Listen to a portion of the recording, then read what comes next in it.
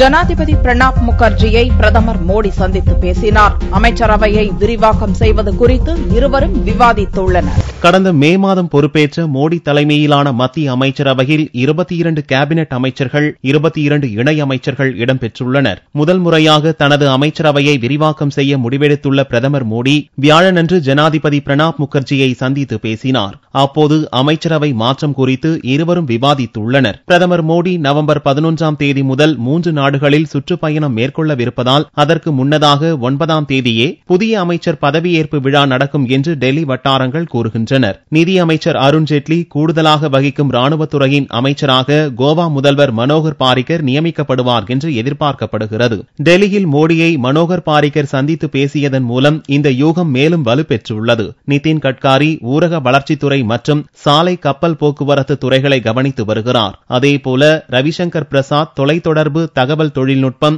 சட்டம் போன்ற துறைகளை கவனிக்கிறார். பிரகாஷ் ஜாவ்டேகர் தகவல் ஒலிபரப்பு மற்றும் சுற்றுச்சூழல் துறைகளை கவனிக்கிறார். கூடுதல் துறைகளை கவனிக்கும் அமைச்சர்களின் பொறுப்புகள் புதியவர்களுக்கு பகிர்ந்தளிக்கப்படும் என்று எதிர்பார்க்கப்படுகிறது.